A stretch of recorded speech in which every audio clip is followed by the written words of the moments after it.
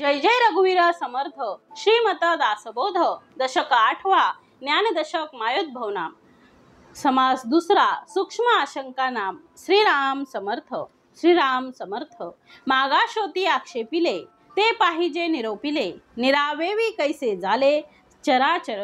श्री समर्थांनी या संपूर्ण दशकाचंच नाव मायोद्भव नाम असं दिलेलं आहे। मायेतून निर्माण झालेलं सर्व आहे म्हणून या समासाचं समर्थांनी हे नाव दिलं आहे।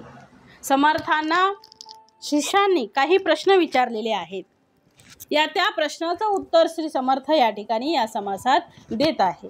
समर्थ म्हणतात आहे, मागा शोती आक्षेपिले ते पाहिजे निरोपिले निरावेवी कैसे झाले चराचर याचे ऐसे प्रतिवचन ब्रह्म जे का सनातन तेथे माया मिथ्या भान विवर्त रूप भासे। मागे शिष्यांना काही शंका आली होती। कुठली शंका आली होती तर ते पाहिजे निरोपिले निरावेवी म्हणजे निरअवयवी कैसे झाले चराचर ज्याला अवयव नाहीत अशा या निरावेवी असलेल्या परमेश्वराच्या म्हणजेच ब्रह्माच्या पोटी हे संपूर्ण सचराचर कसं काय जन्माला आलं हा प्रश्न शिष्यांचा होता।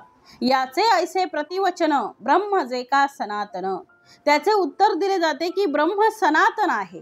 सनातन या शब्दाचा अर्थ आहे जे काल होतं, आज आहे आणि उद्याही राहणार आहे, अखंड राहील, अभंग राहील ते सनातन। म्हणून अशा प्रकारचं हे संपूर्ण विश्व सनातन आहे। या सनातन असलेल्या या विश्वाची याचे ऐसे प्रतिवचन ब्रह्म जे का सनातन विश्व सनातन नाही ब्रह्म सनातन आहे। विश्व नष्ट होणार आहे, ब्रह्म कायम राहणार आहे। जेथे माया मिथ्या भान विवर्त रूप भासे आधी एक परब्रह्म नित्य मुक्त अक्रिय परम तेथे अव्याकृत सूक्ष्म जाली मूळ माया। श्री समर्थांनी इथे विवर्त असा शब्द वापरलेला आहे। माया मिथ्या भान माया जी आम्हाला दिसते ती तशी नाही आहे, त्यापेक्षा काही विपरीत आहे म्हणून त्याला मिथ्या म्हटलेलं आहे। माया शब्दाची उत्पत्ती मा म्हणजे नाही आणि या म्हणजे जी मुळात नाही आहे तिला माया म्हणतात। ती जी माया आहे ती माया ही मिथ्या आहे आणि तिचा भास सुद्धा मिथ्या आहे म्हणून समर्थ म्हणतात त्याला विवर्त म्हटलेला आहे। तो विवर्त म्हणजे मायेचा मिथ्याभास आहे, म्हणजे जे आपल्याला डोळ्यांनी दिसते ते वेगळं आहे, आम्हाला जे भासतं त्यापेक्षा सत्यस्थिती वेगळी आहे, त्याला मिथ्या असे म्हणतात। आपल्या व्यवहारातलं साधं उदाहरण घ्या, दुरून डोंगर साजरे आपण म्हणतो, तसंच डोंगराकडे पाहत असताना ते किती साजरं दिसतं, किती सुंदर दिसतं डोंगराचा भाग, पण प्रत्यक्ष जर आपण डोंगरावर चढले तर आपल्या डोळ्यांना दिसणारा तो हिरवा गालीचा कुठे गेला, ते दिसणारं सृष्टी सौंदर्य एका दृष्टीमध्ये तिथे जाऊन आम्हाला ते नष्ट झालेले दिसते आहे। तेथे दगड धोंडे काटे कुटे खाच खळगे सगळे दिसायला लागतात, म्हणजे दिसते तसे नसते म्हणून जग फसते। अशा प्रकारचं वचन आहे, जे दिसते आहे तसं नाही हे समजणे याचा अर्थ आहे ज्ञान। आम्हाला वाळूमधून चालत असताना चांदी दिसते, पण जेव्हा चांदी म्हणून आपण त्याला उचलतो तेव्हा ती चांदी नसून ते शिंपला आहे असा भास होतो। दोरी आम्हाला दिसते की साप दिसतो तर या ठिकाणी मुळात दोरी दिसते, पण त्या दोरीवर आम्हाला तो साप दिसतो आहे, याला मिथ्यत्व म्हटलेलं आहे। म्हणून श्री समर्थांनी आधी एक परब्रह्म मूळ परब्रह्म आहे, नित्यमुक्त परब्रह्म कसा आहे तो बंधनातच नाही आहे, ते नित्यमुक्त आहे आणि अक्रिय आहे। अक्रिय या शब्दाचा अर्थ निष्क्रिय आहे। परब्रह्म काय करणार आहे ते आहे, तेथे अव्याकृत सूक्ष्म जाली मूळ माया, पण त्याच्यापासून निर्माण झालेली ही मूळ माया आहे आणि मूळ मायेचा हा सगळा पसारा आहे। म्हणून श्री समर्थांनी कोणाच्या कोणकोणत्या शंका आहेत, कोणकोणते काय विचार आहेत, कोण या सृष्टीची निर्मिती कशी झाली, कोणी या सृष्टीची निर्मिती केली, कोण आहे या सृष्टीचा निर्माण करता, असा जर प्रश्न विचारला, असा जर प्रश्न निर्माण केला तर भिन्न भिन्न मतं निर्माण होतात आहे। हे जग कसं निर्माण झालं या प्रश्नाचं उत्तर कोण देईल सांगा बरं। मुळामध्ये हे जग कसं निर्माण झालं या प्रश्नाचं उत्तर कोणीही देऊ शकणार नाही, कारण जग निर्माण जेव्हा झालं त्यावेळी तुम्ही आम्ही कोणीही नव्हतो। जो सांगत असेल की जग असं निर्माण झालं या सांगण्यामध्ये सुद्धा किती सत्यता असेल सांगता येत नाही। कारण तो त्यावेळेस निर्माण करताना तो नव्हता. त्याने अनुमान लावलेला आहे, त्याने अंदाज लावलेला आहे. त्याच्या नजरेमध्ये, त्याच्या विचारामध्ये ज्या गोष्टी येतात त्याचा विचार करून जग कसं निर्माण झालं आहे याचा तो विचार करतो आहे. म्हणून या जगात कोणीही जग कसं निर्माण झालं हे सांगू शकणार नाही. मुलं आई वडिलांचा जन्म पाहू शकत नाही, तसा जीव सुद्धा सृष्टी कशी निर्माण झाली याचं रहस्य त्या जीवाला कळू शकत नाही. तो जीव त्यावेळेस नव्हता. एखाद्या गोष्टीचं रहस्य जर आपल्याला कळावं अशी उत्कंठा प्रत्येकाला असते बघा. आणि म्हणून प्रत्येक जण या सृष्टीच्या उत्पत्तीबद्दल वेगवेगळे तर्क लावतो. म्हणून या तर्कातून कोणाकोणाचे कोणकोणते तर्क आहेत याचाच उल्लेख श्री समर्थांनी येथे केलेला आहे. श्लोक. आद्यमेकम परब्रह्म नित्यमुक्तम विक्रियव तस्य माया समावेशो जीवमव्या कृतात्मकम.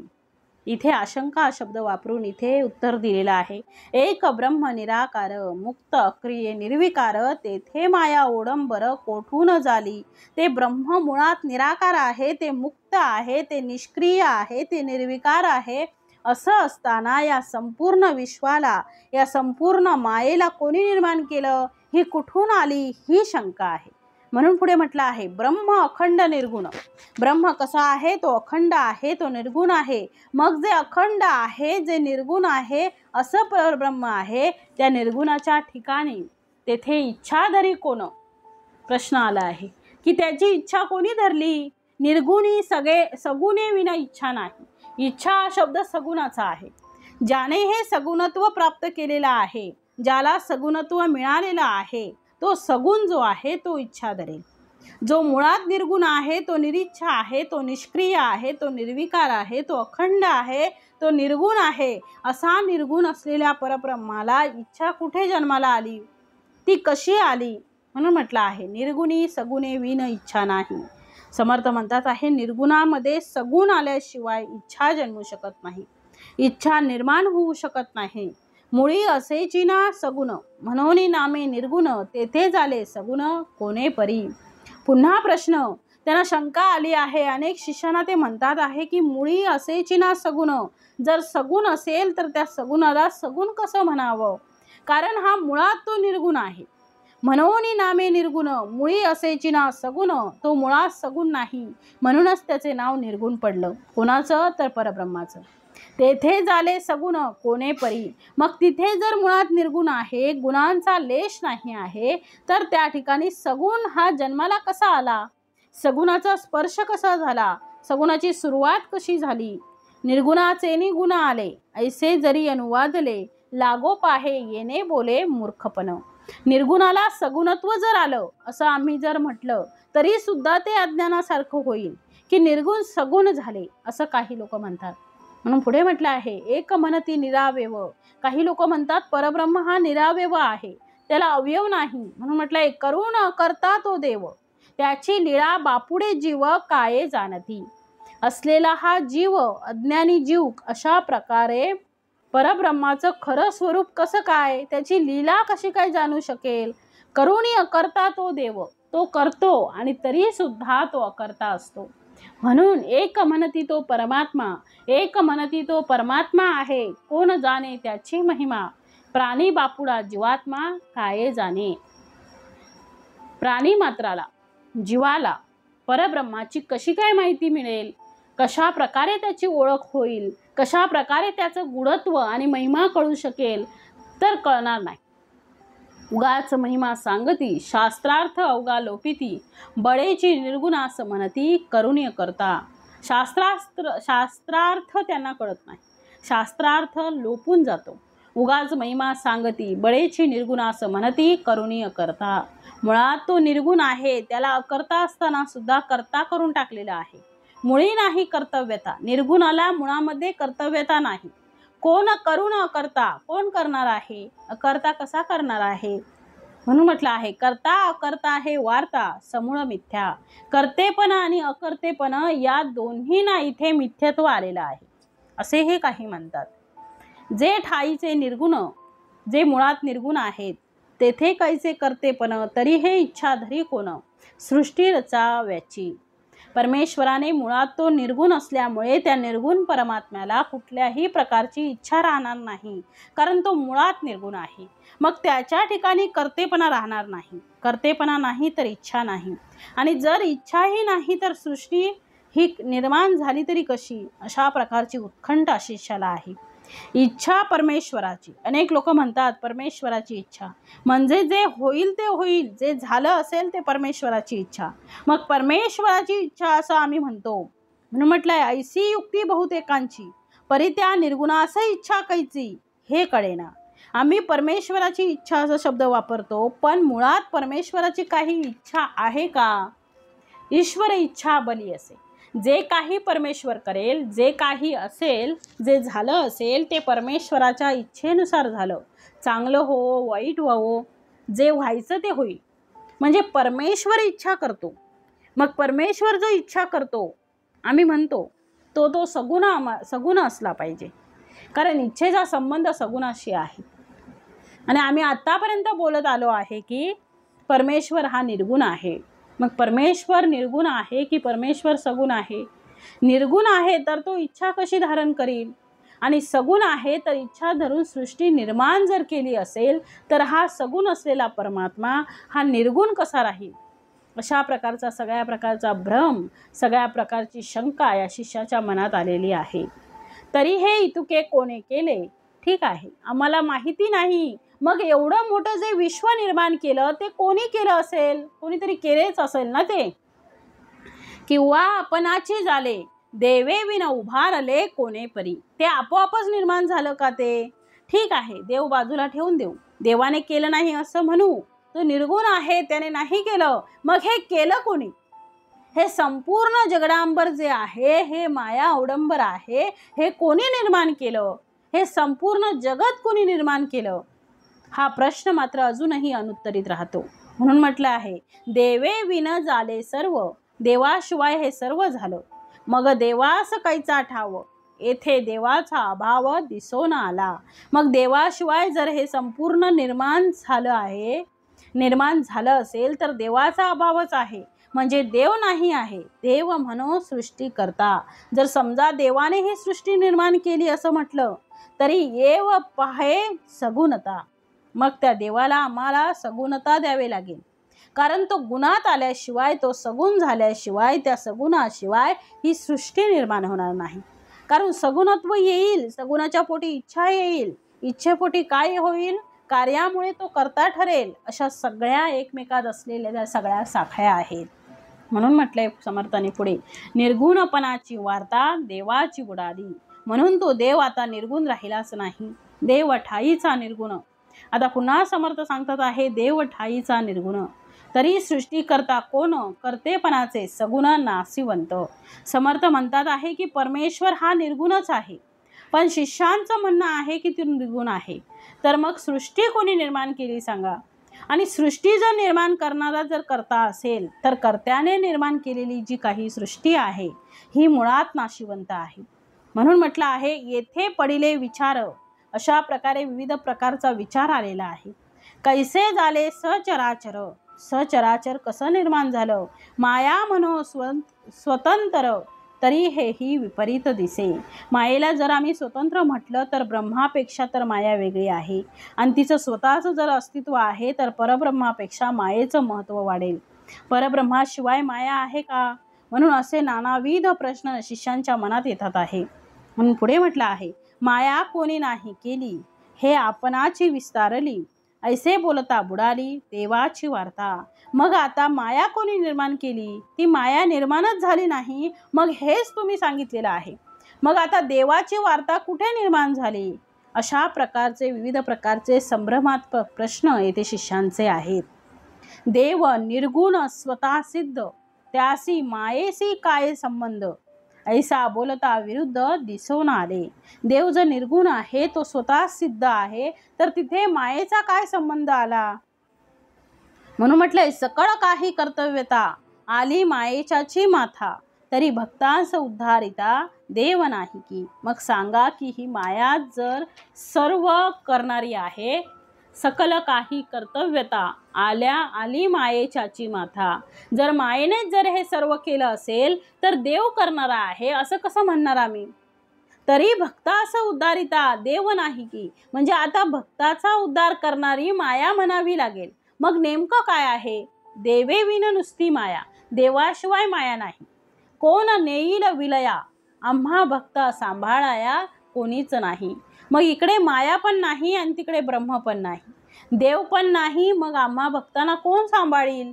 म्हणून पुढे म्हटलं आहे, मनोनी माया स्वतंत्र.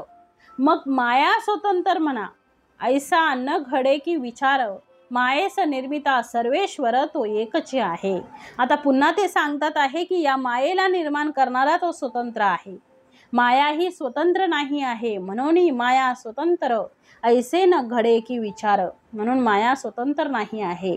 म्हणून म्हटलं आहे मायेसे निर्मिता सर्वेश्वर, म्हणजे परमेश्वर तो एकच आहे. तो एकच परमेश्वर आहे की ज्याने हे संपूर्ण सचराचर निर्माण केलं. तरी तो कैसा आहे ईश्वर, मायेचा कैसा विचार, तरी हे आता सविस्तर बोलिले पाहिजे.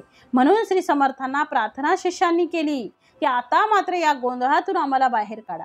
कुठले गोंधळ? की ईश्वर की माया, यामध्ये नेमकं आम्हाला वर्णन सांगा. कशाला माया म्हणावं, कशाला ईश्वर म्हणावं, या दोघांची कथा आम्हाला सविस्तर सांगा. तरी तो कैसा आहे ईश्वर, मायेचा कैसा विचार, तरी हे आता सविस्तर बोलिले पाहिजे. आता तुम्ही ते मला सविस्तर समजून सांगा. श्रोता व्हावे सावधान. श्रोत्यांना समर्थांनी सावधान केलं. एकाग्र करून या मन, आता कथानुसंधान सावध ऐका. आता मी तुम्हाला थोडंसं समजून सांगतो आहे, तुम्ही जरा समजून घ्या. माया आणि ब्रह्म या दोन गोष्टी नाहीतच आहेत. एका नाण्याच्या दोन बाजू आहे असं म्हटलं तरी चालेल. माया आणि ब्रह्म हे दोन नाही आहेत. जसं उदाहरणार्थ सोनं आणि अलंकार भिन्न आहेत का हो? सोनं आणि अलंकार हे भिन्न नाही आहे. सागर आणि लाटा भिन्न नाहीत. त्याप्रमाणे माया आणि ब्रह्म हे भिन्न नाहीत. अलंकारामुळे आम्हाला आकार मिळतो आहे, म्हणून त्या सोन्याला आकार प्राप्त झाला, म्हणून आम्ही त्याला अलंकार म्हटलेलं आहे. आणि पाण्याला म्हणजे सागराला, समुद्राला आकार प्राप्त झाला, म्हणून त्याला आम्ही लाटा म्हटलं आहे. लाटा आणि सागराचं पाणी भिन्न आहे का हो? भिन्न नाही. मग लाटा का म्हटलं आम्ही?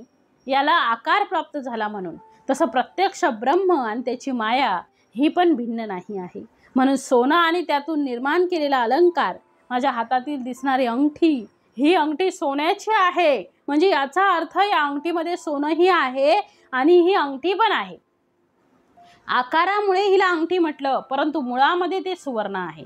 तसं परमेश्वर मूळ आहे, निर्गुण परमेश्वर मूळ आहे, पण त्याला आकार प्राप्त झाला आणि त्या आकारामुळे आम्ही त्या आकारातच गुंतलो आणि आकारच खरं म्हणू लागलो. आणि म्हणून ती तिथे माया जन्माला आली आहे. म्हणून आमचं लक्ष त्या आकाराकडे जाते आणि सोनाराचं लक्ष त्या सोन्याकडे जाते.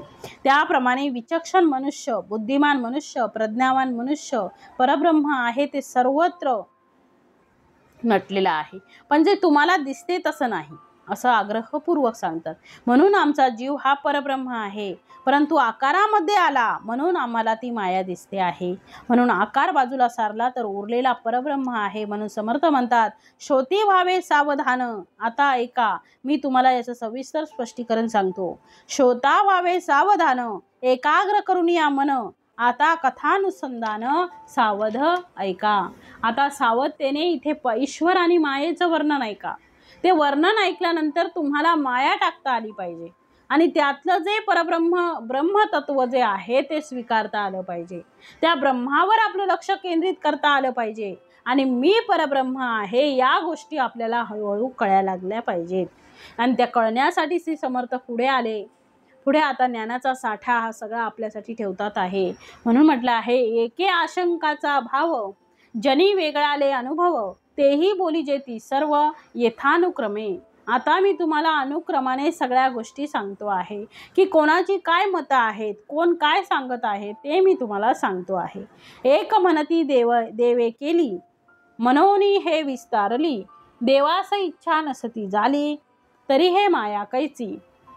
ही संपूर्ण सृष्टी भगवंताने निर्माण केली असं आम्ही सहज बोलून जातो. एका महंतांचं मत आहे. म्हणून देवाने ही माया निर्माण केली आहे. देवे निर्मिली, ही देवाने निर्माण केली आहे आणि त्यामुळे या मायेचा हा फैलाव, या मायेचा विस्तार झालेला आहे. याचा अर्थ देवाला जर इच्छाच नसती तर ही माया कोठून आली असती. याचा अर्थ देवाने इच्छा निर्माण केली आणि देवानेच हे संपूर्ण मायाच तयार केलेली आहे. परंतु या मताच्या विरुद्ध मत दुसरे एक महंत मांडतात आहे. ते म्हणतात आहे, एक म्हणती देव निर्गुण, तेथे इच्छा करी कोण, माया मिथ्या हे आपण जालीच नाही. तुम्ही एका बाजूला सांगता की ब्रह्म हे निर्गुण आहे, मग निर्गुण असताना सुद्धा एक म्हणती देव निर्गुण. एका बाजूला तुम्ही सांगत आहात की तो निर्गुण आहे, मग इच्छा करी कोण. निर्गुणाच्या ठिकाणी इच्छा कशी निर्माण होईल. इच्छेसाठी सगुण हवे, सगुणाला इच्छा, म्हणून देव निर्गुण आहे. मग इच्छा करणारा तरी कोण आहे. याचा अर्थ तो जर निर्गुण आहे तर इच्छा करणारा कोणी वेगळा असला पाहिजे. म्हणून माया ही लटकी आहे. मुळात माया लटकी आहे, ती मुळी नाहीच आहे असं एक महंत म्हणतात आहे. पुढे म्हटलेलं आहे समर्थांनी, एक म्हणती देव निर्गुण, एक तेथे इच्छा करी कोण, माया मिथ्या हे आपण जालीच नाही. ज्याला आम्ही माया म्हणतो ती जन्मालाच आली नाही आहे, ती नाहीच आहे. हे ऐकल्याबरोबर तिसरा जो महंत आहे, तिसरा जो पंडित आहे, तिसरा तो म्हणतो आहे की एक म्हणती प्रत्यक्ष दिसे. काय महाराज, तुम्ही आता म्हणता आहात की माया नाहीच आहे. माया नाही कशी म्हणता, ती प्रत्यक्ष दिसते आहे. जी प्रत्यक्ष दिसते तिला नाही कसं म्हणावं. म्हणून पुढे म्हटलं आहे, एक म्हणती प्रत्यक्ष दिसे, तयेसी नाही म्हणता कैसे. माया हे अनादी असे शक्ती ईश्वराची. माया ही ईश्वराची अनादी शक्ती आहे. त्यामुळे ही माया मुळामध्ये प्रत्यक्ष आहेच, आहे म्हणून दिसते. त्याला नाही कसं काय म्हणणार. मला तुम्ही सांगा, जग नाही असं म्हणू शकतो का. ते दिसते डोळ्यांनी आणि ती दिसल्यामुळे ते आहे आणि त्याला अस्तित्व येते. पण एक लक्षात घेण्यासारखी बाजू आहे की जी आहे ती जाते कुठे. कारण आज आहे आणि उद्या नाही, अशा अनेक गोष्टी आहेत किंबहुना ज्या आजही आम्हाला डोळ्यांना दिसतात, परंतु त्याचा खरा अनुभव घेता त्या वेगळ्या आहेत हेही लक्षात येते. तशीच एक कथा आहे की एक रशियन शास्त्रज्ञ होता. त्याचं लग्न झालं. त्याची पत्नी अगदी सुस्वरूप होती, दिसायला सुंदर. त्याच्या तो मित्राजवळ तो आपली पत्नी किती सुंदर आहे याचं तो नेहमी वर्णन करायचा. आता त्याचा मित्र खगोलशास्त्रज्ञ होता. त्याने एकदा ऐकलं, दोनदा ऐकलं, तीनदा ऐकलं. मग शेवटी त्याने सांगितलं की तुझी जी पत्नी आहे ती अनायासे प्रयोगशाळेत आली आहे. ती किती सुंदर आहे, ती तुला पाहायची आहे, तर तू माझ्याबरोबर चल. तो खगोलशास्त्रज्ञ तिथे गेला. त्याच्या पत्नीला त्याने त्या दुर्बिणीसमोर उभं केलं. आता तो खगोलशास्त्रज्ञच होता, त्यामुळे तो त्या दुर्बिणीमधून ज्या गोष्टी डोळ्यांनी दिसत नाहीत त्या गोष्टी दुर्बिणीतून दिसतात. जेव्हा त्याने दुर्बिणीतून पाहिलं आणि दुर्बिणीतून पाहिल्यानंतर तिच्या चेहऱ्यावर असलेले जे खड्डे होते, तिच्या चेहऱ्यावर असलेले जे काही बारकावे होते, ज्या कुरूपता प्रकट करण्याच्या गोष्टी होत्या, त्या पाहिल्याबरोबर जिचं वर्णन तो करत होता असा पती असलेला तो शास्त्रज्ञ एकदम किंचाळून उठला. आता हिला मी सुंदर म्हणत होतो आणि या दुर्बिणीतून ही मला कुरूप दिसते आहे. जगत तसंच आहे, नीट लक्षात घ्या हो. जगतही कसं तसंच आहे. आमच्या डोळ्यांनी ज्या गोष्टी दिसतात त्या मुळीच तशा नाही आहेत, त्यापेक्षा वेगळ्या आहेत. आम्हाला दुरून डोंगर साजरे दिसतात, सुंदर दिसतात, पण डोंगर दिसतात तसे आहेत का होते. चंद्र आम्हाला इथून जसा दिसतो तसा मुळात चंद्र आहे का. मुळात तो तसा नाही आहे, त्याच्यापेक्षा तो वेगळा आहे, त्याच्यावर भरपूर काळे डाग आहे. म्हणून सत्यही म्हणता येत नाही आणि असत्यही म्हणता येत नाही. म्हणून सत्य आणि असत्य यांच्यामधला मार्ग, त्याचं नाव आहे मिथ्या. म्हणजे सत्य दिसते म्हणून आम्ही त्याला सत्य म्हणू शकत नाही आणि दिसते म्हणून त्याला असत्यही म्हणू शकत नाही. म्हणून ते असत्यही नाही आणि सत्यही नाही. म्हणून सत्य आणि असत्य याच्यामधला मार्ग म्हणजे मिथ्या. ज्याला आम्ही भ्रम म्हणतो त्याला विवर्त म्हटलं जातं, त्याला भास म्हटले जाते. अशा प्रकारे जगत हे विवर्ताप्रमाणे आहे. म्हणून विवर्तवाद तिथे जन्माला आला. आम्हाला जे दिसते आहे ते मुळात तसं नाही आहे, त्याच्यापेक्षा विपरीत दिसते. म्हणून जग हे मिथ्या मानलेलं आहे. आम्ही जे लोक आज चांगले म्हणतो ते काही काळानंतर त्यांच्यातले दुर्गुण दिसल्यानंतर त्याच लोकांना आपण वाईट म्हणतो किंवा आज ज्यांना आम्ही वाईट म्हणतो ते कालांतराने त्यांच्यामध्ये आम्हाला चांगल्या गोष्टी दिसू लागतात. मग त्यांना आपण चांगले म्हणू लागतो. मग ते मुळात चांगले आहेत की वाईट आहेत? मुळात ते चांगलेही नाही आणि मुळात ते वाईटही नाही. तुम्हाला ते तसे दिसले, त्याचं नाव आहे भास. भासामध्ये विपरीत करणी आहे. म्हणून श्री समर्थांनी याचं खंडन केलेलं आहे. जग नाही असं म्हणू का? जग आहे असंही म्हणू नका. आहे त्याच्यापेक्षा विपरीत आहे म्हणून त्याला मिथ्या म्हटलेलं आहे. म्हणून त्या महंतांच्या चर्चेमध्ये ते महंत म्हणतात आहे की ते दिसते आहे मला हो, तुम्ही नाही कसं म्हणता त्याला. म्हणून पुढे म्हटलं आहे समर्थांनी, एक म्हणती प्रत्यक्ष दिसे तयेसी नाही म्हणता कैसे. माया हे अनादि असे शक्ती ईश्वराची. मला दिसते आहे, मी आहे म्हणतो, आणि ही माया जी आहे ती ईश्वराची अनादि शक्ती आहे असं एका श्रोत्यांचं म्हणणं आहे. चौथे श्रोते काय म्हणतात ते ऐका आता. एक म्हणती साच आहे, एक म्हणती साच असे. साच म्हणजे खरी. माया ही खरी आहे, तरी ते ज्ञान कैसी निरसे. साच्या सारिखीच दिसे परी हे मिथ्या.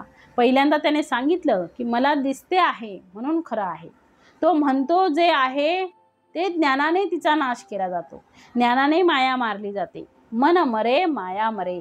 मग ती मारली जाते, याचा अर्थ जी मारली जाते ती नाही आहे.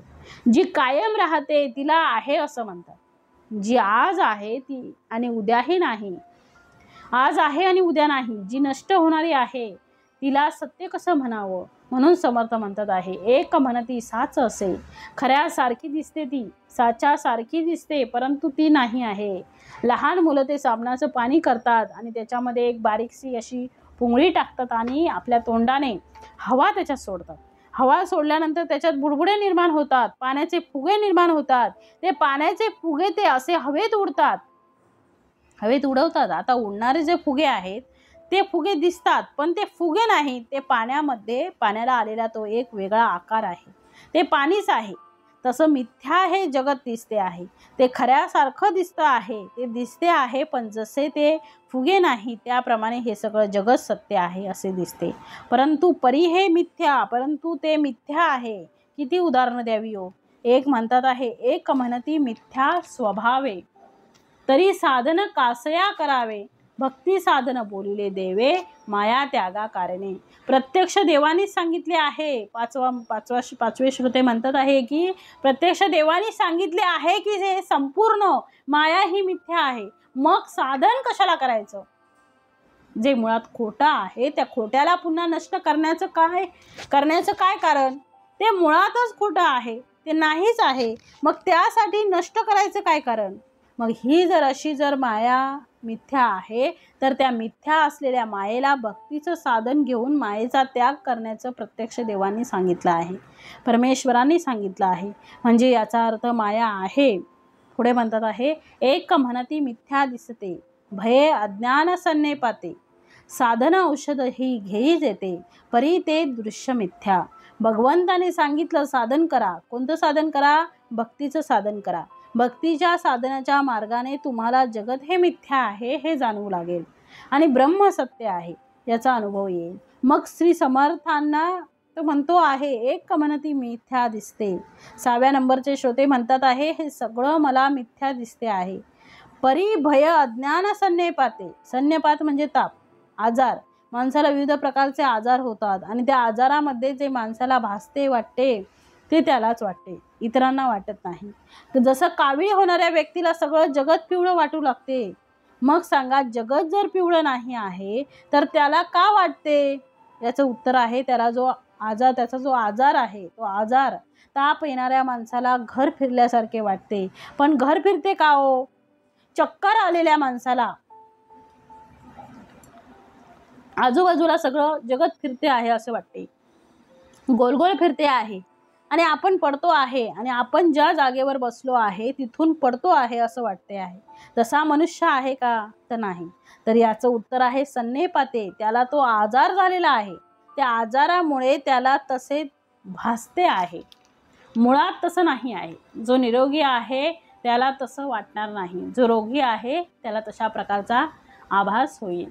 म्हणून त्यासाठी साधनाचे औषध द्यावे लागते. साधनरूपी औषध घेतलं की जगतरूपी असलेलं जो आम्हाला झालेला आजार आहे तो आजार दूर होऊन ब्रह्म सत्य आहे आणि जग मिथ्या आहे असं त्याला जाणवू लागेल. आजारी माणसाला औषध दिले की त्याला पुन्हा पूर्ववत जग दिसू लागते. औषध दिलं की पूर्ववत जग शांत होते, त्याची चक्कर थांबून जाते. त्यामुळे जगत फिरत नाही, घर फिरत नाही. ताप आलेला मनुष्य वेगवेगळ्या प्रकारे बडबड करत असतो. त्याच्या डोळ्यासमोर वेगवेगळे चित्र दिसू लागतात. काय आहे याचा अर्थ? तुला आजार झालेला आहे त्यामुळे तू औषध घेणं गरजेचं आहे. म्हणून ज्या व्यक्तीला आजार झालेला आहे तो आजार दूर करण्यासाठी भगवंत म्हणतात भक्तीचं साधन कर. भक्तीविना उद्धार नाही जीवाचा, निर्धार पाहिजे मनाचा. म्हणून तू भक्तीचं साधन कर. भक्तीच्या मार्गाने भगवंत तुझा होईल, ब्रह्माची तुला अनुभूती होईल. यासाठी तू साधन कर आणि साधनाने तुला जगत मिथ्या आहे याची अनुभूती येईल. दृश्य मिथ्या. अनंत साधने बोलिली, अनंत साधने आहेत. नाना मते भांबावली, तरी माया नवचे त्यागिली. मिथ्या कैसी म्हणावी.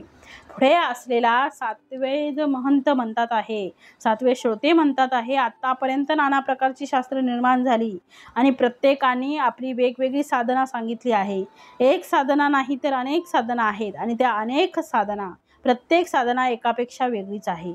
कोणती साधना करावी? मग या सगळ्या साधनेने माया ही खरंच मिथ्या आहे हे आपल्याला जाणवते का हो?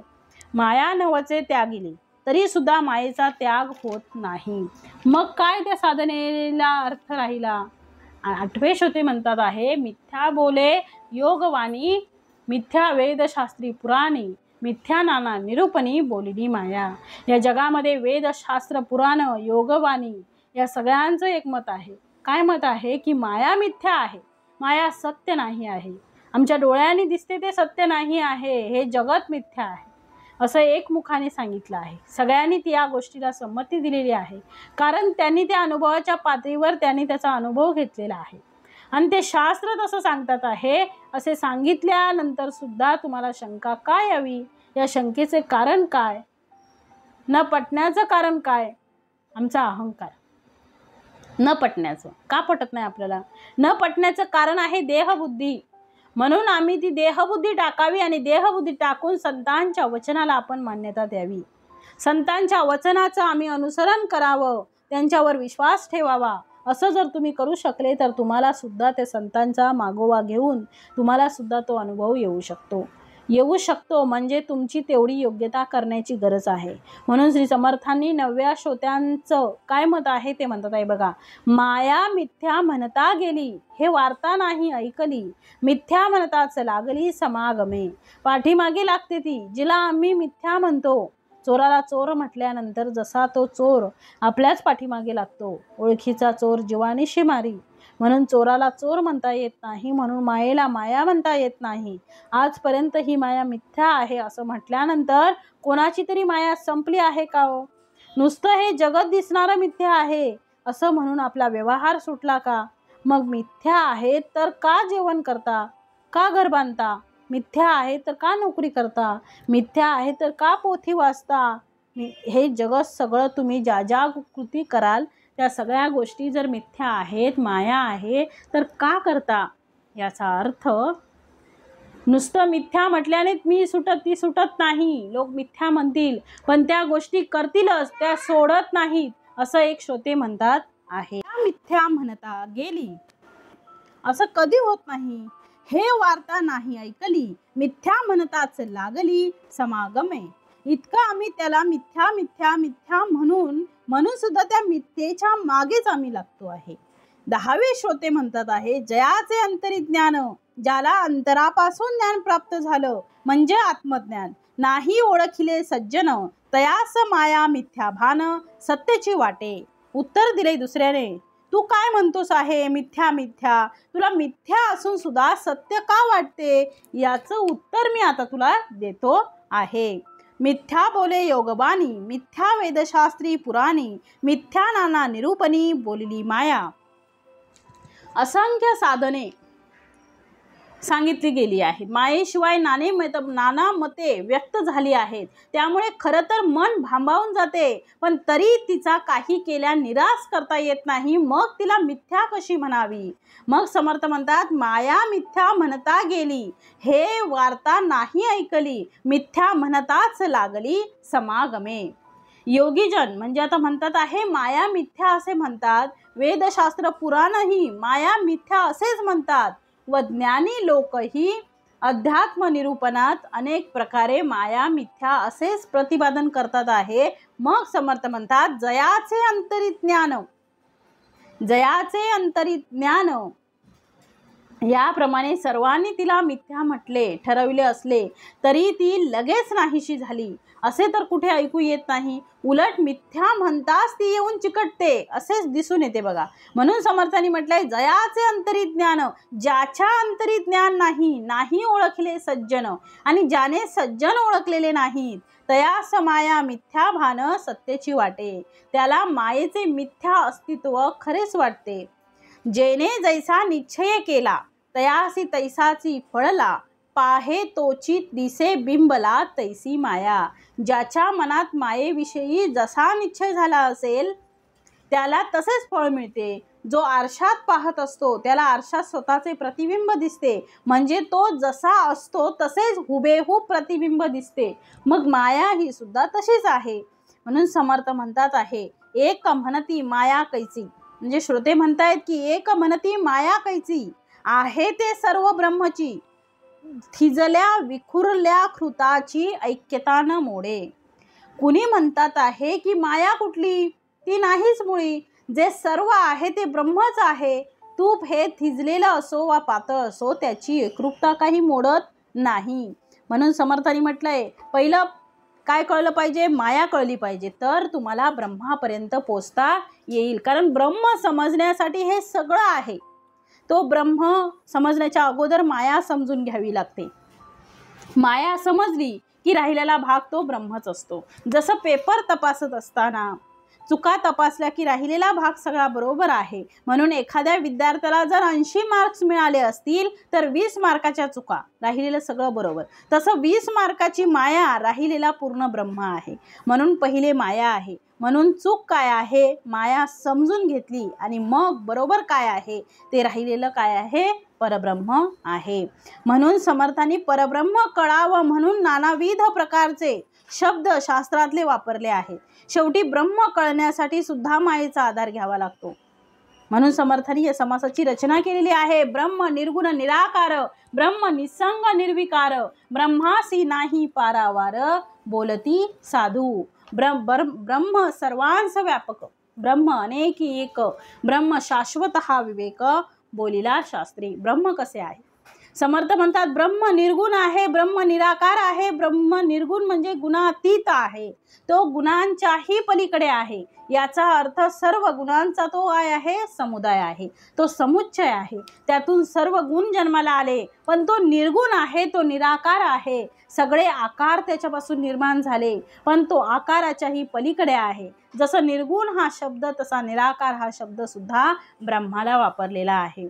निराकार असलेला हा परब्रह्म जेव्हा आकार निर्माण होतो त्यावेळेस त्यामध्ये ब्रह्म प्रवेशते.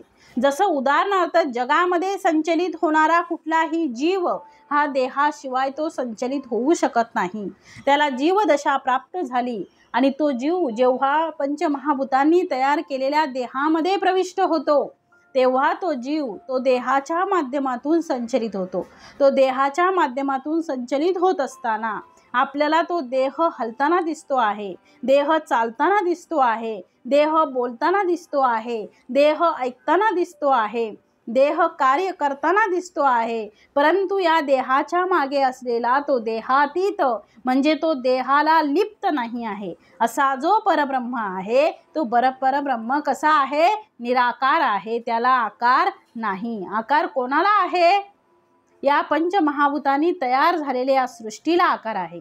सृष्टीमध्ये असलेला घटक म्हणजे मानव, त्याला आकार आहे. सृष्टीमध्ये जन्माला आलेले सगळे म्हणजे जीव यांना आकार आलेला आहे.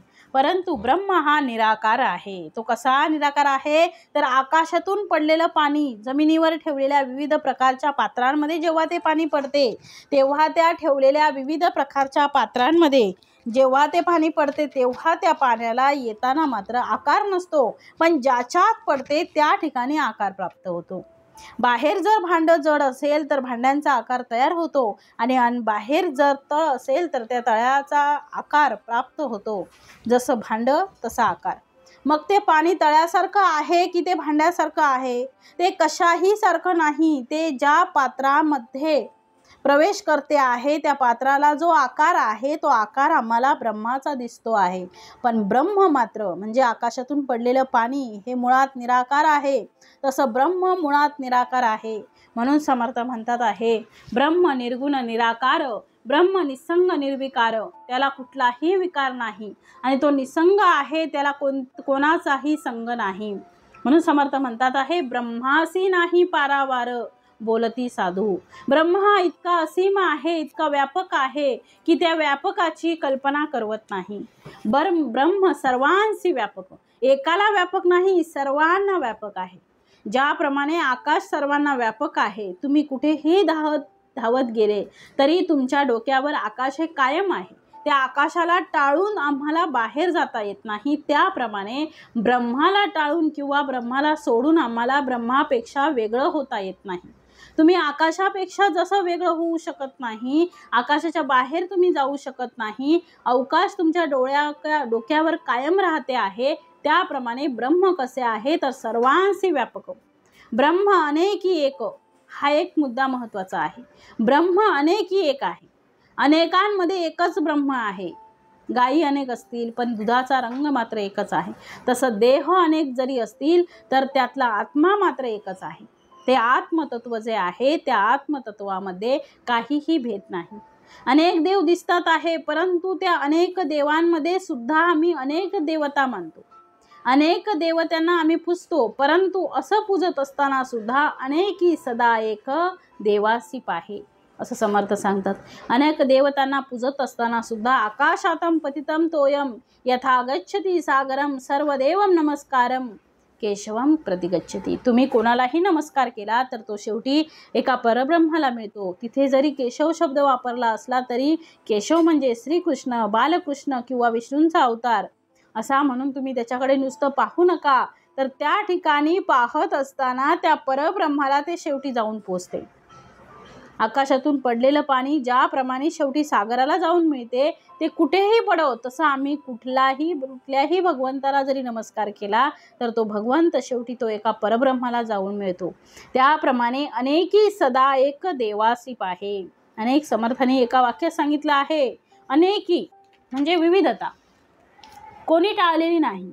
ज्याला त्याला जी जी पूजा जी जी साधना करायची असेल त्यासाठी शास्त्राने आपल्याला मोकळीक दिलेली आहे. परंतु त्याचं शेवटी फलित काय आहे तर निर्गुण परब्रह्म हे त्याचं फलित आहे.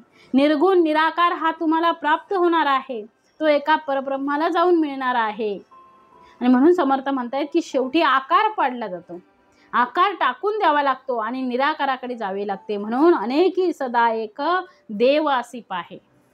अनेकी सदा एक देव ब्रह्म अनेकी एक ब्रह्म शाश्वत हा विवेक शास्त्री बोलिला. ब्रह्म हे कसं आहे शाश्वत आहे, ते विवेकाने ओळखता आलं पाहिजे. जे अशाश्वत आहे त्याला परब्रह्म कसं म्हणावं. म्हणून जीवाला अशा प्रकारचं परब्रह्म स्वरूप असल्यामुळे परब्रह्म आणि जीव म्हणून त्या जीवाच्याही आत आत्मा आहे. ब्रह्म अच्युत अनंत. ब्रह्म कसं आहे, ब्रह्म कळावं, ब्रह्म जाणावं, ब्रह्माची कल्पना करावी हे शक्य नाही आहे. मग जर तरी आम्ही का याचा विचार करतो आहे तर याचं उत्तर आहे, याचं उत्तर समर्थ देतात आहे हे ते नाही पण ते असं आहे. कल्पना करून आम्ही ब्रह्माच्या जवळ जाऊ शकतो. कल्पनेने ब्रह्म प्राप्त करता येत नाही. जसं गुगल मॅपवरून आम्हाला एखाद्या ठिकाणचा पत्ता मिळू शकतो पण त्या जागेवर जाता येत नाही. त्या जागेवर जाण्यासाठी प्रत्यक्ष उठावे लागते आणि आपल्या वाहनात बसावे लागते आणि साध्यापर्यंत पोचावे लागते. मॅपवरून दिशा कळते, वस्तू कळते, पण प्राप्ती होत नाही. म्हणून समर्थ म्हणतात आहे की ब्रह्म अच्युत अनंत आहे, ब्रह्म सदोदित आहे, ब्रह्म कल्पनेरहित आहे, निर्विकल्प आहे, ब्रह्म सदोदित संत.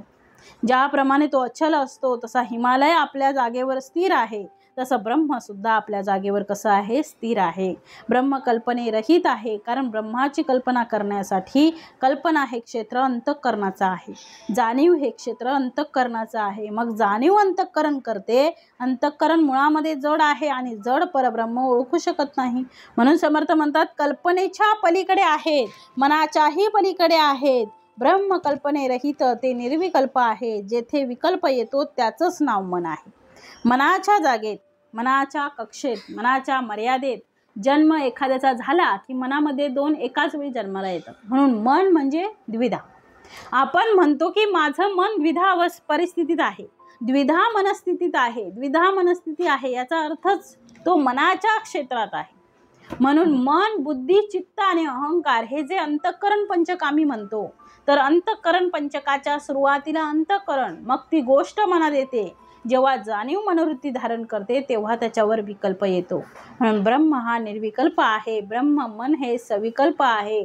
म्हणून या मनाला आम्हाला ब्रह्मापर्यंत पोचवता येत नाही. माया आडवी येते. मनात आलं की माया काम करते. ब्रह्माची कल्पना करता येत नाही, कारण त्याला कल्पना करण्यासाठी मनाच्या पलीकडे जावे लागते. मन एकाच वेळी दोन गोष्टींचा विचार करते, असं करू की तसं करू, हे करू की ते करू. कुठलीही गोष्ट तुमच्या डोळ्यासमोर ठेवली की बुद्धीचा वापर नंतर होतो, पहिले मनाचा वापर होतो. म्हणून मनामध्ये पहिले येते, बुद्धी निश्चय करते, मग ते काम करण्यासाठी चित्तामध्ये जाते आणि चित्तातून मी काम केलं याचा अहंकार येतो. म्हणून मन, बुद्धी, चित्त आणि अहंकार, म्हणून समर्थ म्हणतात आहे की ब्रह्म हे निर्विकल्प आहे आणि मन हे सविकल्प आहे. ब्रह्म या दृश्या वेगळे, ब्रह्म शून्यत्वास निराळे, ब्रह्म इंद्रियांच्या मेळे चोजवेना. चोजवेना म्हणजे कळत नाही, समजत नाही, कोणाला समजत नाही. ब्रह्म हे कोणाला समजत नाही. ब्रह्म इंद्रियांच्या मेळे, इंद्रियांच्या माध्यमातून आम्ही ब्रह्माला प्राप्त करू शकत नाही, कारण ब्रह्म हे इंद्रियांच्या पलीकडचा विषय आहे. इंद्रिय हे त्याला फक्त दृश्य गोष्ट आहे, त्याला जाणू शकतात, त्यांना मर्यादा आहे. मी डोळ्यांनी पाहू शकतो की नाही? हो. मला वस्तू दिसतात की नाही? मग ब्रह्म का दिसत नाही? याचं उत्तर डोळ्यांना मर्यादा आहे. कारण डोळ्यांनाही मर्यादा आहे की डोळ्यांना काय दिसावं हे सुद्धा डोळ्यांनी ठरवलेलं आहे किंवा परमेश्वराने ठरवलेलं आहे. या स्वच्छ जागेमध्ये हजारो कीटक, हजारो जंतू, हजारो अदृश्य रूपाने इकडे आजूबाजूला वास करतात आहे, पण ते डोळ्यांना दिसत नाही. ते जेव्हा मायक्रोस्कोप खाली येतील तेव्हा तुमच्याच हातावर हजारो किटाणू आहेत हे आपल्या लक्षात येईल. या कोरोनामध्ये आपण बघितलं, दिवसातून किमान 10 वेळा तरी सॅनिटायझरने हात धुवायचो. पण कशासाठी हो? माझे हात तर स्वच्छ आहेत. कुठे काय दिसतं का आपल्याला? मग ते 10 वेळा का धुवावे? कारण उत्तर आहे ते आपल्या डोळ्यांनी दिसत नाही. कोरोना हा जो आजार आलेला, तो हा किटाणू आपल्या डोळ्यांनी दिसत होता का हो? नाही दिसत होता, कारण डोळ्यांना मर्यादा आहेत. म्हणून डोळ्यांनी जर कोरोना दिसला नाही तर डोळ्यांना परब्रह्म कसा दिसेल हो? कारण ज्या सूक्ष्म जंतू जो सूक्ष्म आहे तो आपल्याला दिसू शकत नाही. त्याला घाबरून 2 वर्ष काढली आणि आपण घरात आल्याबरोबर दुसरी व्यक्ती एखादी आली तरी आपण 2-3 वेळा, निदान दिवसातून 10 वेळा तरी हात धुतले. कुठलीही वस्तू स्वच्छ धुतल्याशिवाय, गरम पाण्यात ठेवल्याशिवाय, गरम पाण्याने धुवून पुसून काढल्याशिवाय कुठलीही वस्तू सेवन केली नाही. मग तो जो दिसत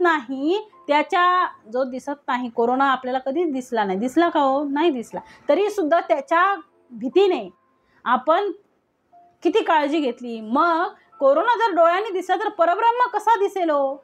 कोरोना दिसला नाही डोळ्यांनी तर परब्रह्म कसा दिसेल? कारण या डोळ्याला मर्यादा आहे, कारण तो त्याच्याही पलीकडे आहे. रेणूतून थोकडा तुका आकाशा एवढा, तो अणुपेक्षाही बारीक आहे. म्हणून आपल्या इंद्रियांचा विषय नाही आहे. कानाने सगळ्या गोष्टी ऐकू येतात का? ज्या गोष्टी मला ऐकायच्या आहेत त्याच गोष्टी कानाने ऐकू येतात. जे मला ऐकायचं नाही ते मी कानाने सुद्धा ऐकत नाही.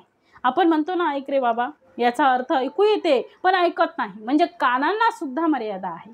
सगळ्या गोष्टी कानांना ऐकू येत नाहीत. व्यक्तिपरत्वे, देहापरत्वे ते भिन्न आहे. जे घारीला दिसते ते माणसाला दिसत नाही. घार हजारो फूट उंच असते आणि ती जमिनीवर असलेले भक्ष्य ती शोधू शकते, किंवा हजारो फूट उंच असते पण तिच्या पिलाकडे तिचं बरोबर लक्ष असतं. घार उडे आकाशी, चित्त तिचे पिलापाशी. ती आपल्या पिलाकडे पाहू शकते, पण ते सामर्थ्य माणसाकडे आहे का हो? नाही आहे. ते जे घ्राणशक्ती कुत्र्याला आहे ती घ्राणशक्ती माणसाला नाही. म्हणून तर आम्ही श्वान पथक निर्माण करतो आणि चोराचा शोध घेतो. कुठल्या वस्तूला त्याने हात लावला आणि कोणत्या व्यक्तीचा तो वास आहे हे शोधून तो काढतो. माणसाला नाही काढता येणार. म्हणून घ्राण सामर्थ्य हे कुत्र्याची शक्ती आहे. पण परमेश्वर मात्र त्याही पलीकडे आहे. इंद्रियांच्या पलीकडे जाताच येत नाही. म्हणून समर्थ म्हणतात, ब्रह्म इंद्रियांच्या मेळे, म्हणजे इंद्रियांच्या माध्यमातून चोजवेना. इंद्रियांच्या माध्यमातून आम्ही परब्रह्माची कल्पना करू शकत नाही, परब्रह्माचा अनुभव घेऊ शकत नाही, आम्हाला ते समजत नाही. म्हणून म्हटलंय ब्रह्म या दृश्या वेगळे. ब्रह्म दृश्याच्या पलीकडे आहे. दृश्य म्हणजे माया आणि मायेच्या पलीकडे याचा अर्थ ब्रह्म. आपल्या डोळ्यासमोर दिसतो तो पडदा मायेचा आहे. तो मायेचा पडदा बाजूला सारल्याशिवाय पलीकडचं परब्रह्म दिसत नाही. म्हणून म्हटलंय ब्रह्म शून्यत्वास निराळे. शून्य म्हणजे अज्ञान आणि अज्ञान म्हणजे काय तर जीवदशा हे अज्ञान आहे. ब्रह्म दृष्टीस दिसेना, जे डोळ्याने दिसत नाही. मग आता किटाणूचा विचार केला तर डोळ्याने ते दिसत नाहीत, पण ते मायक्रोस्कोप खाली दिसतात. याचा अर्थ कुठलं तरी साधन घेऊन ते दिसतातच. मग साधन वापरून सुद्धा दिसत नाही. म्हणून समर्थ म्हणतात ब्रह्म दृष्टीस दिसेना. किती उत्तमाची ओळ आहे हो. खरंच आहे समर्थांनी सांगितलेलं.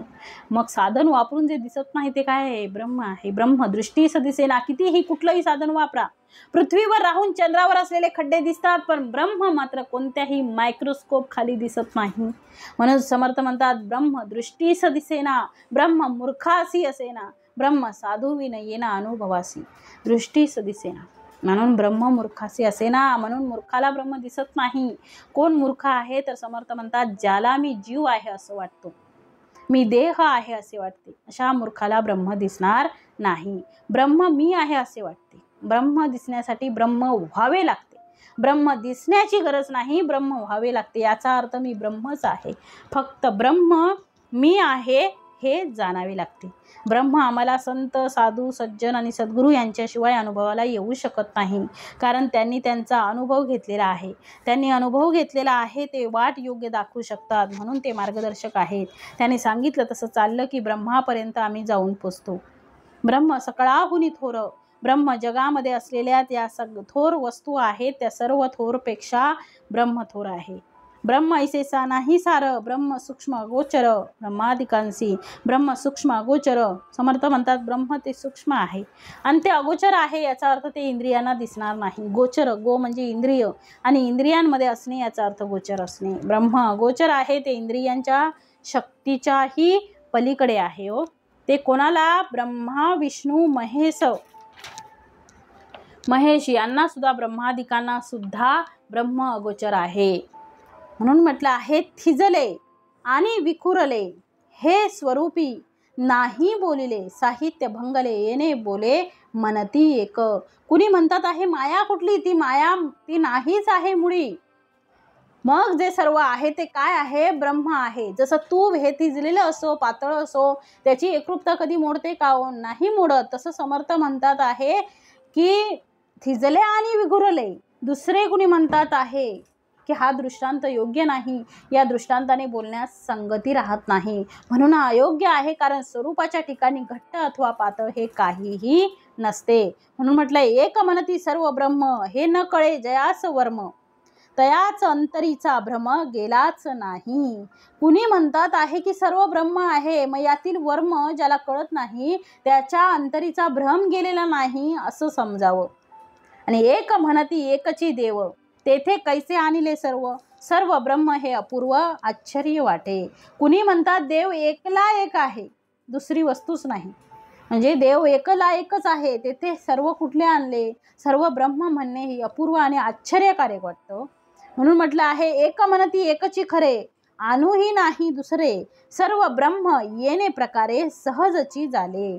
कुणी म्हणतात की एक ब्रह्म तेवढं खरं आहे, दुसरे अणु मात्रही नाही, म्हणून या प्रकारे स्वाभाविक सर्व ब्रह्म हेच सिद्ध आहे. म्हणून सर्व मिथ्या एक सरे, उरले तेची ब्रह्म खरे, ऐसी वाक्ये शास्त्राधारे बोलती एक. कोणी म्हणतायत की एकंदर सर्व मिथ्या जाऊन जे उरते ते खरं ब्रह्म आहे, आणि या म्हणण्याला शास्त्राधारही देतात. म्हणून समर्थांनी पुढे म्हटलंय बघा, समर्थ सांगतात आहे की ऐसे तिनी देव जेथून उत्पन्न तो हा गजानन माय बाप, असं संत तुकाराम महाराज म्हणतात आहे. तो हा गजानन याचा अर्थ तिथे परब्रह्म, ते परब्रह्म तत्व, त्याच्यातूनच ब्रह्मा विष्णू आणि महेशाची उत्पत्ती झालेली आहे. म्हणून समर्थ म्हणतात आहे, ब्रह्म शब्दी ऐसे तैसे बोलीजे त्याहुनी अनारिसे, परिते श्रवण अभ्यासे पाविजे ब्रह्म. समर्थ म्हणतात आहे, ब्रह्म शब्दी ऐसे तैसे. आम्ही शब्दाने म्हणतो की ब्रह्म असा आहे ओ, ब्रह्म तसा आहे ओ, ब्रह्म तसं नाही आहे, ब्रह्म असं नाही आहे. तरी ब्रह्म शब्दी ऐसे तैसे बोलीजे त्याहुनी अनारिसे. अनारिसे म्हणजे त्याहुनी वेगळं. म्हणून पुढे म्हटलं आहे, परिते श्रवण अभ्यासे पाविजे ब्रह्म. याचा अर्थ शेवटी श्रवणाच्या माध्यमातून ब्रह्म काय आहे हे समजूनच घ्यावे लागते. माहीत आहे की शब्दाने ते कळत नाही, पण नाही कळत याचा अर्थ शब्द वापरायचेच नाहीत. कारण कळण्याचं शेवटी माध्यम माया आहे. कळण्याचं शेवटी माध्यम माता सरस्वती आहे. ती सरस्वती आमच्यावर प्रसन्न होईल आणि त्या सरस्वतीच्या माध्यमातून आम्ही परब्रह्मापर्यंत पोचू. ब्रह्मास नामे अनंत, परिते ब्रह्म नामातीत, ब्रह्मास हेत दृष्टांत देतान शोभती. ब्रह्म याची नामं किती, तर ब्रह्मास नामे अनंत. समर्थांनी नामाचा महिमा सांगत असताना सहस्त्र नामामध्ये कोणी एक, स्मरता होत असे सार्थक. तसे अनंत नामं आहेत. नामं जरी अनेक असली तरी नामी एक आहे. म्हणून समर्थ म्हणतात, परिते ब्रह्म नामातीत. ज्याला जे नाम दिलं ते शेवटी तुम्ही दिलेलं आहे, तो त्याही पलीकडचा आहे. म्हणून परब्रह्मापर्यंत पोचायचं असेल तर नामाचा आधार घ्यावा लागतो. तसं परमेश्वराला आम्ही अनंत नामाने जरी पुकारत असलो तरी सुद्धा तो नामातीत आहे. ब्रह्मास हेत दृष्टांत देता न शोभती. देता न शोभती. ब्रह्माला आपण हेतूही नाही आणि त्याचा दृष्टांतही म्हणून उदाहरण देता येत नाही. ब्रह्मासारखे दुसरे पाहता काय आहे खरे, ब्रह्म दृष्टांत उत्तरे कदानस आहे. ब्रह्मासारखं दुसरं काहीच नाही. म्हणून ब्रह्म एक आहे आणि जे एक आहे ते ब्रह्म आहे. ब्रह्म एकच आहे आणि या जगात एक फक्त ब्रह्मच आहे. बाकी सगळ्या गोष्टी अनेक आहेत. म्हणून समर्थांनी म्हटलेलं आहे की म्हणून अनेकी बाजूला सारला आणि मग एकाला शोधावं. पाहता काय आहे खरे, ब्रह्म दृष्टांत उत्तरे कदानस आहे. वाचा निर्वतती. जेथे वाचा निर्वतती मनासी नाही ब्रह्मप्राप्ती, ऐसी बोलली श्रुती सिद्धांत वचन. श्रुती आणि वेदांत समोर ते म्हणतात, वाचेने जे ते प्राप्त करता येत नाही, सांगता येत नाही आणि मनाने सुद्धा त्याच्यापर्यंत पोचता येत नाही, असं स्वरूप आहे. अतिशय सुंदर विषय, अतिशय ब्रह्माची सुंदर कल्पना यावी यासाठी समर्थांनी वेगवेगळ्या शब्दांची योजना केली आहे. खूप आनंद आहे. आपण एवढ्या मोठ्या संख्येने अनेक दिवसापासून हे ऐकत आहात, याबद्दल मी आपल्या सर्वांचे मनापासून आभार मानते. आभार याच्यासाठी मानते कारण तुमच्यामुळेच हा अध्यात्म माझ्याकडनं घडत आहे. समर्थांची कृपा आमच्यावर सदैव राहो अशी समर्थांनी प्रार्थना करते. ज्या कारणासाठी आपण जन्म घेतला त्याचं स्वरूप आपल्याला कळावं यासाठीच आम्ही जन्म घेतला आणि समर्थांनी प्रत्यक्ष ब्रह्म जाणून ब्रह्माचा अनुभव घेऊन या समासाची रचना म्हणून आपण या ओवी व्यवस्थित ऐकाव्या, श्रवण करावं, मनन करावं, निजध्यास करावा, अभ्यासाव्यात आणि त्याचं मनन चिंतन करावं. म्हणून म्हटलं आहे, जेथे वाचा निर्वतती मनासी नाही ब्रह्मप्राप्ती, ऐसी बोलती श्रुती सिद्धांत वचन. कल्पनारूप मन नाही, मन पाही ब्रह्मी कल्पनाची नाही. म्हणून वाक्य काही अन्यथा नव्हे. आता मनासी जे अप्राप्त ते कैसे होईल प्राप्त, ऐसे म्हणाल तरी कृत्य सद्गुरुविन नाही. ब्रह्म कळणं हे इंद्रियांचंच कार्य नाही. इंद्रियांचं हे कार्यच नाही. इंद्रियांची ती क्षमताही नाही. इंद्रियांचं ते सामर्थ्यही नाही. समर्थ इंद्रियांच्या पलीकडे मन सुद्धा माणसाचं 11वं इंद्रिय मानले जाते. पंच ज्ञानेंद्रिये, पंच कर्मेंद्रिये आणि 11वं मन सांगितलेलं आहे. हे मनच सगळ्या इंद्रियांना समर्थ म्हणतात सावरू शकते. या सगळ्या इंद्रियांना मनच हे सावरू शकतं. ब्रह्मापर्यंत मनच सगळ्या इंद्रियांना कार्य करण्यासाठी प्रवृत्त करते आणि म्हणून 11व्या असलेल्या मनाला सुद्धा ब्रह्माची कल्पना येऊ शकत नाही. ब्रह्मापर्यंत त्या मनाला सुद्धा जाता येत नाही आणि म्हणून समर्थ श्रुतींचं वचन सांगतात आहे, जेथे वाचा निर्वतती, वाचा सुद्धा तिथे जाऊ शकत नाही. मनासी नाही ब्रह्मप्राप्ती, मनाला ब्रह्मप्राप्ती होऊ शकत नाही. ऐसी बोलली श्रुती सिद्धांत वचन. म्हणून ते सांगतात आहे, कल्पनारूप मन पाही. आपलं पाहिलं की ते मन कसं आहे तर ते कल्पनारूप आहे आणि ब्रह्माची आम्हाला कल्पना करता येत नाही, म्हणून ब्रह्मे कल्पनाची नाही, म्हणून वाक्य काही अन्यथा नव्हे. म्हणून समर्थ म्हणतात याच्यासाठी उपाय काय, कारण आमची इंद्रिये तिथपर्यंत पोचू शकत नाहीत, आम्ही कल्पना करू शकत नाही, मन सुद्धा तिथं पांगुळ होते. अशा वेळी ब्रह्म आम्हाला कळेल कसा, ब्रह्माची अनुभूती आम्हाला येईल कधी आणि कोणत्या मार्गाने येईल, याचं उत्तर श्री समर्थांनी अववितात दिले आहे. आता मनासी जे अप्राप्त, जे मनाला प्राप्त होत नाही ते कैसे होईल प्राप्त, कसं प्राप्त होणार आहे, ऐसे म्हणाल तरी कृत्य सद्गुरुविना नाही. आता मात्र हे ब्रह्म कळण्यासाठी, या ब्रह्माची अनुभूती घेण्यासाठी सद्गुरू पाहिजेत. म्हणून गुरु अनेक मिळू शकतील, जे आम्हाला ब्रह्म जाणून देतात, तो तेच आम्हाला सद्गुरू म्हणावे लागतात. सामान्य विद्या शिकवणारे गुरु असतात, पण ब्रह्माची अनुभूती अनुभव देणारा, ब्रह्म कळण्यासाठी, ब्रह्माची कल्पना देण्यासाठी आम्हाला सद्गुरूंची गरज आहे. भांडार गुरु हे बरिली, परी असती आडकिली, हातासन येता किली सर्वही अप्राप्त. तरी ये किलते किल्ली ते कवन, मज करावी निरूपण, ऐसा श्रोता कैसे खून वक्तयासी. अलंकार आणि सुवर्ण तेथे नाही भिन्नपण, आटा आटी व्यर्थ असी न म्हणती सापडली. कुणी म्हणतात की सुवर्ण आणि त्यांचे अलंकार यात भिन्नपणा नाही, तसेच ब्रह्म आणि सृष्टीत भिन्नपणा नसतो. म्हणजे जसं अलंकार आणि सोनं हे एकच आहे की नाही, सोनाराला सोनं दिसतं आणि आपल्याला अलंकार दिसतात, परंतु ते एकच आहे. त्या सोन्यापासून ते अलंकार प्राप्त झालेले आहेत, म्हणजे त्याला आकार प्राप्त झालेला आहे सोन्याला. तसंच ब्रह्म आणि सृष्टीत भिन्नपणा नसतो, म्हणून एक सत्य एक मिथ्या असा काथ्याकूट करणे म्हणजे व्यर्थ शीन आहे. समर्थ म्हणतात हीन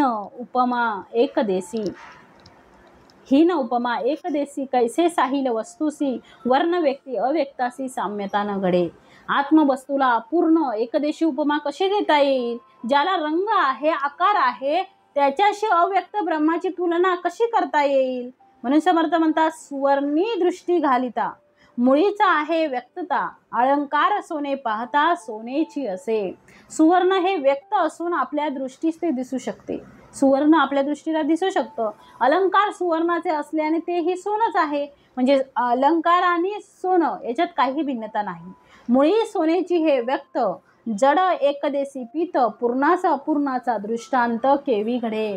मुळात सोनं हे समर्थ म्हणतात सोनं हे जड आहे, एकदेशी पीत वर्णाचे आणि अव्यक्त आहे, या अपूर्णाचा दृष्टांत परिपूर्ण अव्यक्त परब्रह्मास कसा देता येईल. म्हणून म्हटलं आहे की ब्रह्म जाणलं पाहिजे. तर ते ब्रह्म जाणण्यासाठी आम्ही काय करावं. समर्थ म्हणतात भांडारगृहे भरली, म्हणजे ज्या भांडारगृहामध्ये सोनं नाणं त्याच्यात हिरे हिने माणिक मोती सगळे आहेत. परी असं ती अडकिली, परंतु ती अडकलेली आहेत. हातास नाही येता किल्ली सर्वही अप्राप्त. वस्तू घरात असते पण किल्ली हरवते, त्यामुळे आम्हाला त्या वस्तूपर्यंत पोचता येत नाही. आमचंच घर असते पण आमची ती किल्ली हरवलेली असते, तर आमच्या स्वतःच्याच घरात आम्हाला प्रवेश करता येत नाही. किल्ली शोधा म्हणतात. किल्ली कोणाजवळ आहे त्याप्रमाणे समर्थ म्हणतात तरी ते किल्ली ते कवन, तो किल्ली कोणती, ती किल्ली कोणती आहे. श्री समर्थांना श्रोता प्रश्न विचारतो आहे. मज करावी निरूपण, ऐसा श्रोता पुसे खुन वक्तयासी. जी किल्ली तुम्ही मला द्याल त्या किल्लीने जे भांडारगृह बंद आहे ते मी मोकळं करेल आणि त्यातला आनंद घेईल. म्हणून समर्थ म्हणतात सद्गुरु कृपा तेची किल्ली. कोण किल्ली आहे. सद्गुरु कृपा तेची किल्ली, जेने बुद्धी प्रकाशली, द्वैतक पाटे उघडली एकसरी. एका क्षणामध्ये द्वैताची कपाट ती उघडण्याचं सामर्थ्य सद्गुरूंची कृपा आहे. म्हणून सद्गुरु कृपेविना आम्हाला काही प्राप्त होऊ शकणार नाही. म्हणून सद्गुरु कृपा व्हावी यासाठी सद्गुरूंचं स्मरण करावं, सद्गुरूंनी सांगितलेल्या वचनांचं पालन करावं. कसं आहे बऱ्याचदा सद्गुरू भेटतात पण सद्गुरूंची कृपा लाभत नाही. म्हणून ती कृपा आम्हाला हवी असेल तर आम्हाला त्याचं व्हावं लागतं.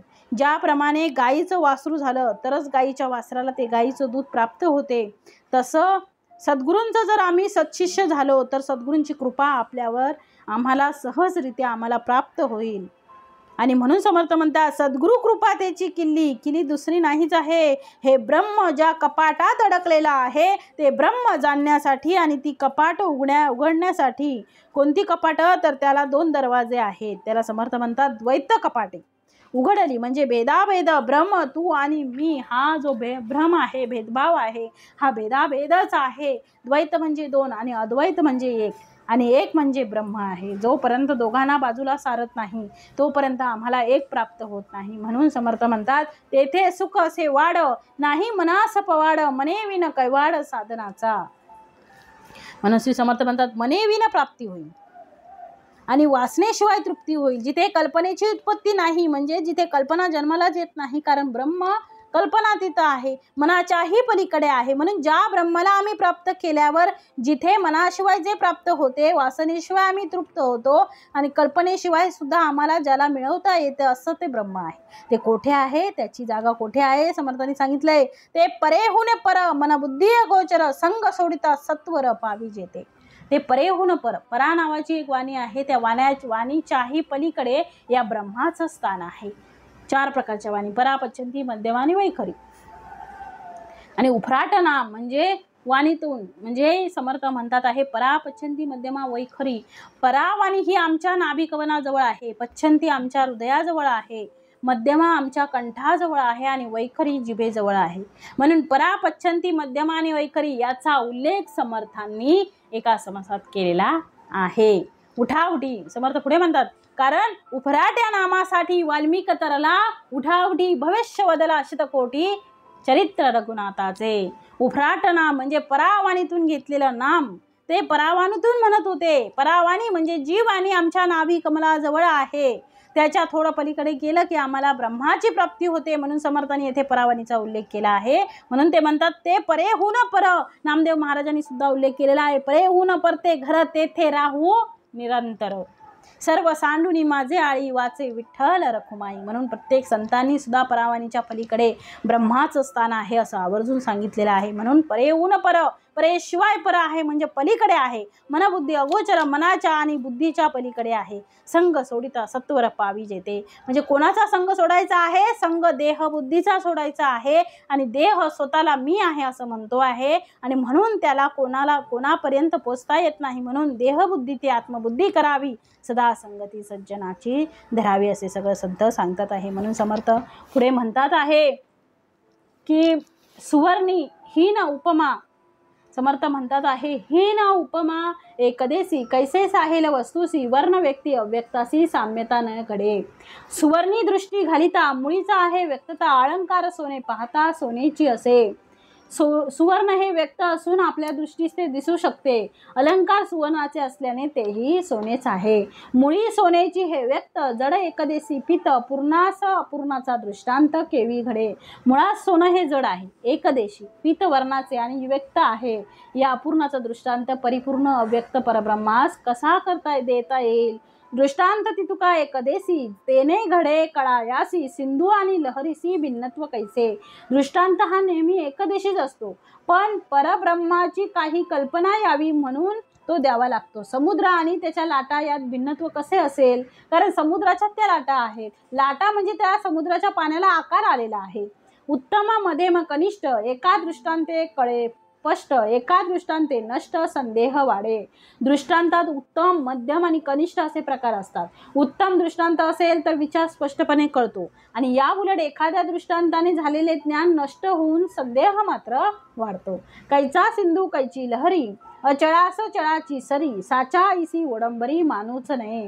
कसला समुद्र आणि कसली लाट, अचळ अशा परब्रह्मात चलाची उपमा कशी काय लागू पडेल. म्हणून समर्थ म्हणतात आहे, त्याला चलाची उपमा कशी काय लागू पडेल. म्हणून दृष्टांताने या उलट एखाद्या दृष्टांताने झालेले ज्ञान, म्हणून जादू परब्रह्मास चलाची उपमा कशी शोभून दिसेल. जादू म्हणजेच मिथ्याभास, हा कधीही सत्य माणूस नाही. म्हणून म्हटलं आहे पुढे, ओडंबरी ही कल्पना. समर्थांनी म्हटलंय, ओडंबरी हे कल्पना, नाना भास दाखवी जना, एरवी हे जाना ब्रह्मची असे. माया ही केवळ कल्पनाच असते, तिच्यामुळे लोकांना नाना भास दिसतात, नाहीतर ब्रह्म सत्यच आहे हे जाणून घ्यावे लागते. ऐसा वाद एकमेका, लागता राहिली आशंका, तेची आता पुढे ऐका सावध होऊनी. या प्रकारे एकमेकात वाद होत राहतात आणि शंका तशी शिल्लक राहते. त्या शंकेचं निरसन पुढे केलं जाईल, ते आता सावध होऊन ऐकावं असं समर्थ म्हणतात आहे. माया मिथ्या कळो आली, तरी ते ब्रह्मी कैसी झाली, म्हणावी ते निर्गुणी केली, तरी ते मुळीचं मिथ्या. म्हणून समर्थांनी पुढे म्हटलं आहे, माया मिथ्या हे आता कळलं, पण ती परब्रह्माच्या ठिकाणी उत्पन्न कशी झाली, निर्गुणाने उत्पन्न केली असेही म्हणता येत नाही, कारण ती मुळातच मिथ्या आहे, भासरूप आहे. म्हणून पुढे म्हटलं आहे समर्थांनी, मिथ्या शब्दी काहीच नाही, तेथे केले कोणे काही, करणे निर्गुणाचा ठाई हेही अघटित. म्हणजे मिथ्या म्हणजे काहीच नाही आहे, या शब्दाने ते नाहीच असे कळते, पण तेथे तिला कुणी केले हा प्रश्नच उरत नाही. शिवाय निर्गुणाचे ठाई कर्तृत्व लाजणे हेही अघटितच म्हणावं लागेल. करता ठाईंचा रूप केले तेही मिथ्यारूप, तथापि फेडू आक्षेप श्रोतयांचा. करता हाच मुळात अरूप आहे आणि जे केलं तेही मिथ्यारूप, हे सर्वच विलक्षण आहे, पण तरी श्रोत्यांचा जो आक्षेप आहे तो फेडणे आवश्यक आहे, त्यामुळे त्याचं निरसन करूया असं समर्थ म्हणतात आहे. इति श्री दासबोधे गुरुशिष्य संवादे सूक्ष्म आशंका निरूपणाम समास दुसरा. जय जय रघुवीर समर्थ.